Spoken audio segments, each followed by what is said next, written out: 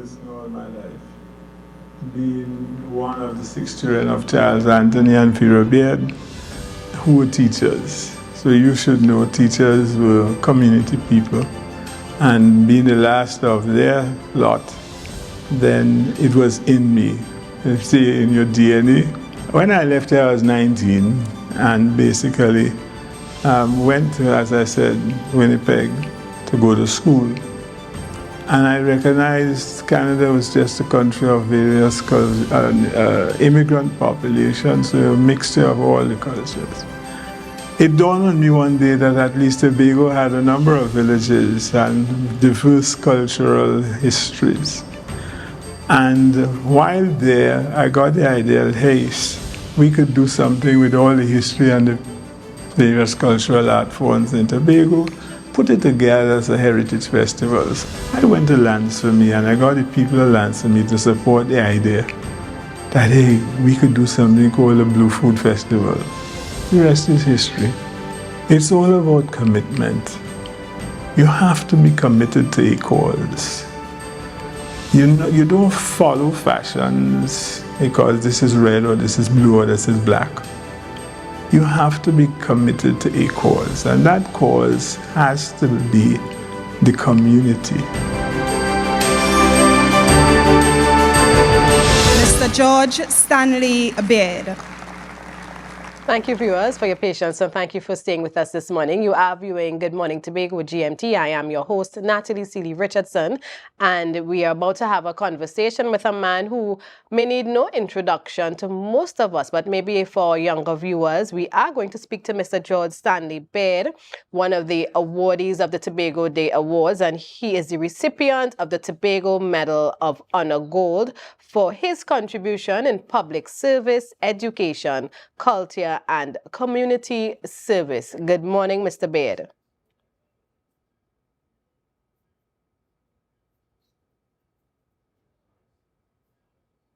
Good morning. Hi, good morning. All right, I'm hearing you loud and clear. It's an honor to have you with us this morning, and of course you are no stranger, as I mentioned, and in some places you definitely need no introduction, but on behalf of Tobago Updates, we congratulate you on you receiving the Tobago Medal of Honor Gold for your contribution to Tobago and to the people of Tobago.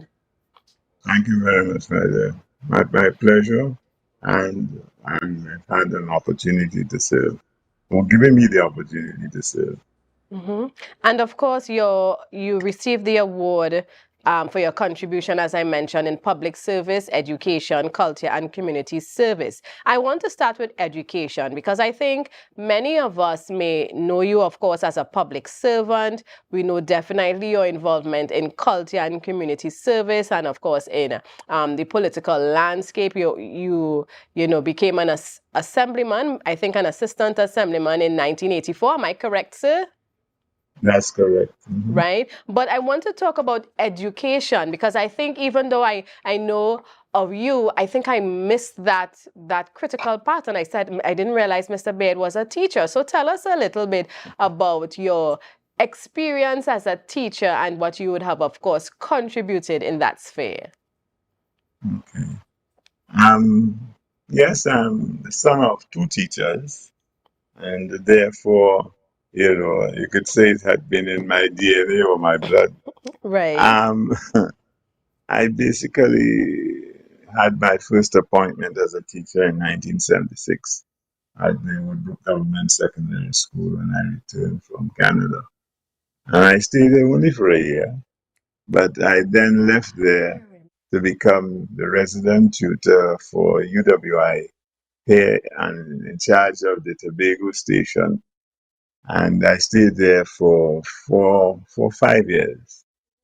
And after that, I went to the Institute of Marine Affairs as the education training officer. I stayed there for 5 years. And then I came and did 12 years in the assembly.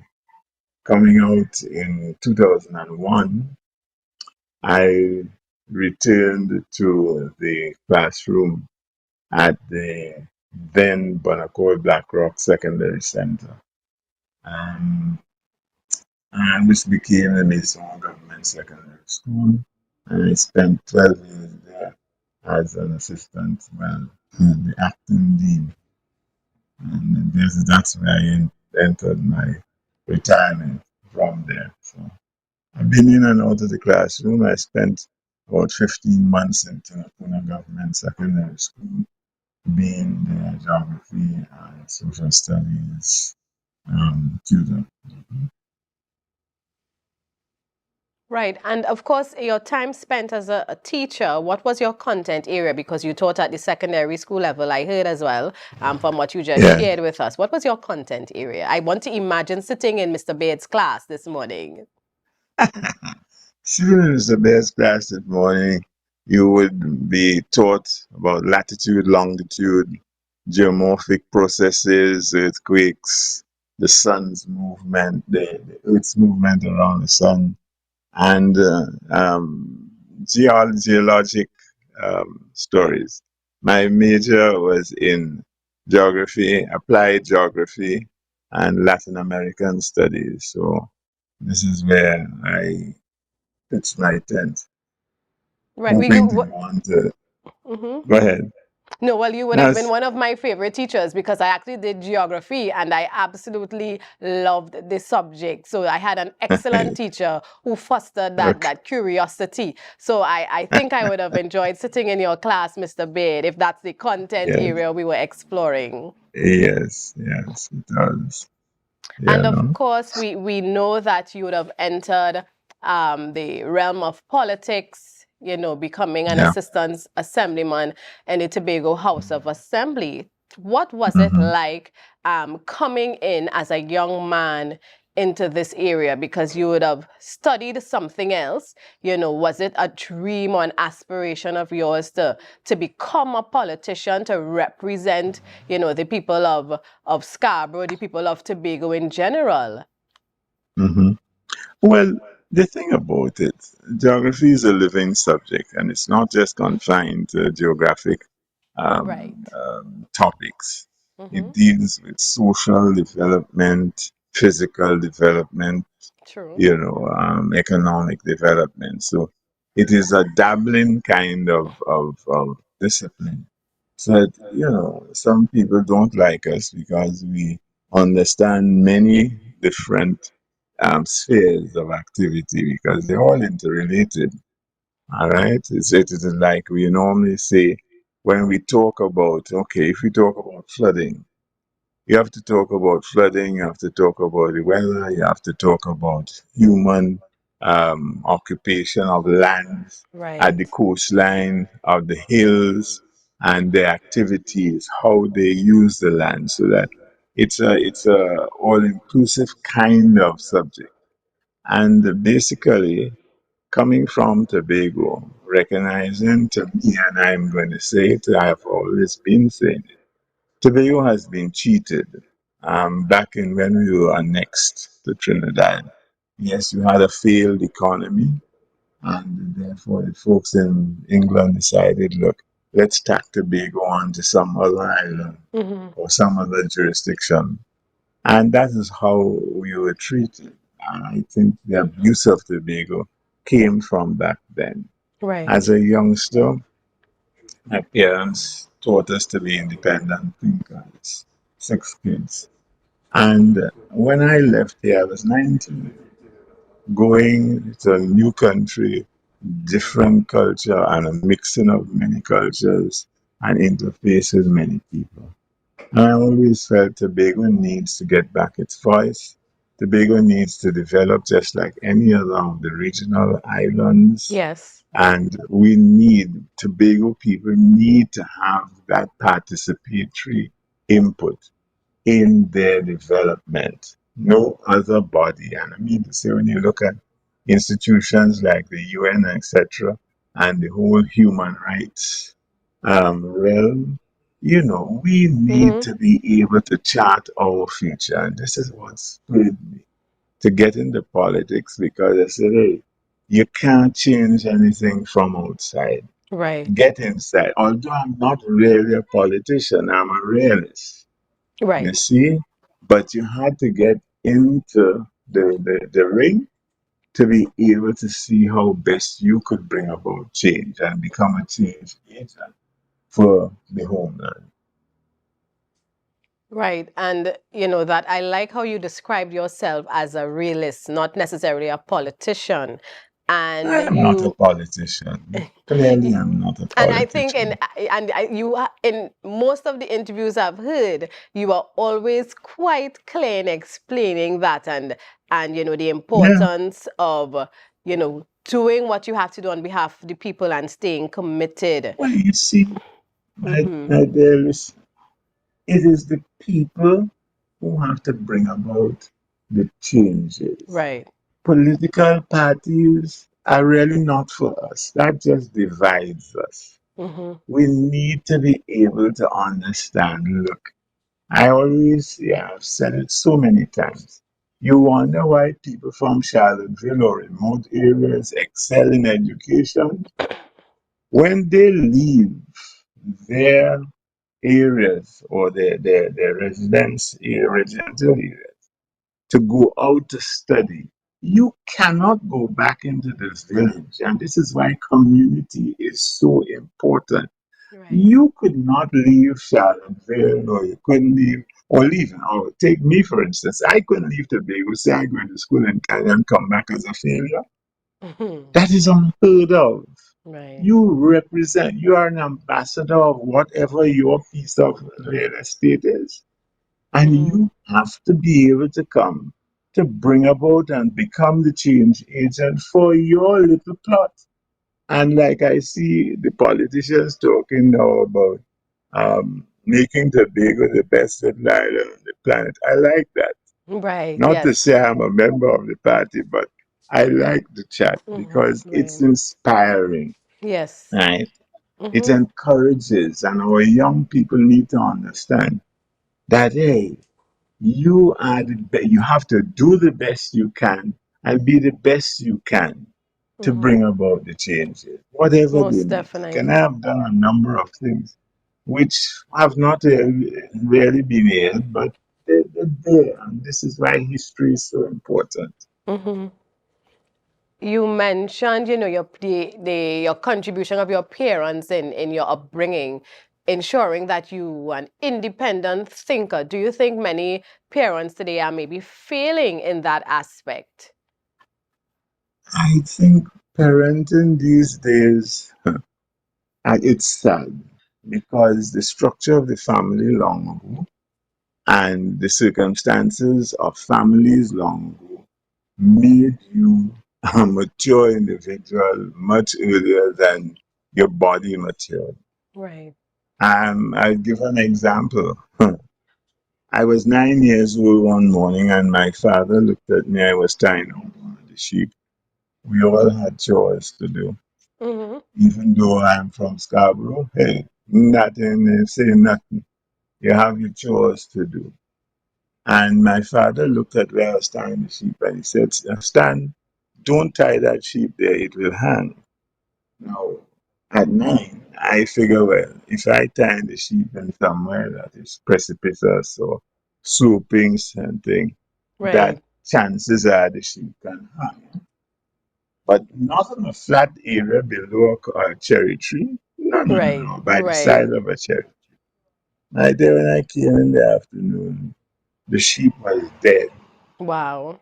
And what had happened? The rope tied Mm-hmm. around or twisted around some of the little stumps Right. that were in and around where I tied the sheep. Mm-hmm. And the sheep tangled itself around those stumps of the rope and then apparently fell. Mm-hmm. So, your parents, the wealth of experience that they would have that they would pass on to the children. Mm-hmm. All right. My mother had all her children, 6 of us, Right. cooking by the age of 9. She was a home Mm-hmm. economics teacher by the age of 9. So responsibility came early. Right. And with that responsibility, it meant your maturity, your thinking. All right. Mm-hmm. And therefore, long ago also you had extended family. You had grandparents, even though I didn't know mine. You had grandparents, the extended aunts, uncles, cousins, Right. whatever. Yes.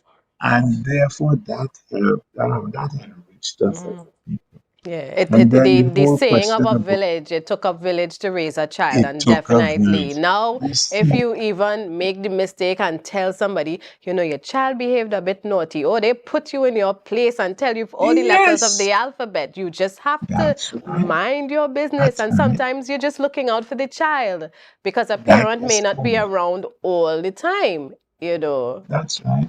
Yeah, And there are yeah. parents who try to buy the kids, buy friendship with the Right. children. No, Yes. they must know right Yeah. from wrong, and they must know if you are engaging in wrongful actions, that there are consequences. Definitely, definitely. You can't be buying Yeah. friendship from your children.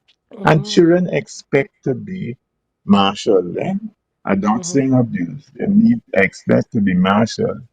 And Right. they will try to do anything to browbeat you into a Mm-hmm. position that they can now abuse the parent. And that's what's happening. Yeah, most definitely. And of course, Mr. Baird, before you go, I must ask, when you got the phone call or the message, I'm not sure how you received the information, but when you understood that you were going to be a recipient, or at least even you were selected as a nominee, as a candidate for the medal, what were your thoughts? How did you feel? Strange you ask me that. My father basically told his children that whatever you do in life, you Mm-hmm. do it from your heart. Right. That you are not to look for anything in return, right? And I have lived my life like that. I am a justice of the peace. And you go in and you listen to an accused story.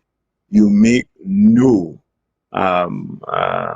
definite stories. You have to go in with an open mind and you listen. When I came, I know I was coming to serve. I Mm-hmm. left a cushy job with reasonable salary to receive a salary that was far less than what I was earning in Trinidad. And I'm saying to you, I knew I went in with my eyes open, but that vision and that the mission that A&R Robinson and then the DAC Right. did in fact have for Tobago, I bought into that, and you must be committed to equality. Mm-hmm. And therefore, when the call came, I said, well, this is what, that's about 44 years. So Mm-hmm. say what? They Yeah. still have given you the recognition for the Right. time you spent Mm-hmm. with your people. And this is our homeland, and we need to build it. Mm-hmm. And the poem says, "Give me my flowers while I am alive." I And am alive. yes, most That is definitely. correct. Yes, and That is correct. So, you know, I must congratulate you as well, because you know the time is fast going and we do have to end. Although this is quite an yes. interesting conversation, but I want to invite Okay. our viewers and also let them know that you, Mr. George Stanley Baird, you have your YouTube channel, and you have Yes. you know, the name of your feature, Issues, Ideas and Conversations with George And Stanley come with Baird. George. Yes, And so I'm going to viewers, be you can check it posting many. out. Yeah. And congratulations again on receiving the Tobago Medal of Honor Gold, and of course on Thank, this new direction, this new experience, this new journey of having your thoughts, your ideas, and sharing conversations with us on your YouTube channel. So make sure you go and check out Mr. Baird's YouTube thank channel you and for having me. subscribe. Yes, Thank you thank you for so having me. much. All right, viewers, we go for a quick break, and then we have someone who you are quite familiar with, but this time she's not asking the questions, she's answering them. So when we come back from this quick break, you will see who that person is. Maybe you can take a guess.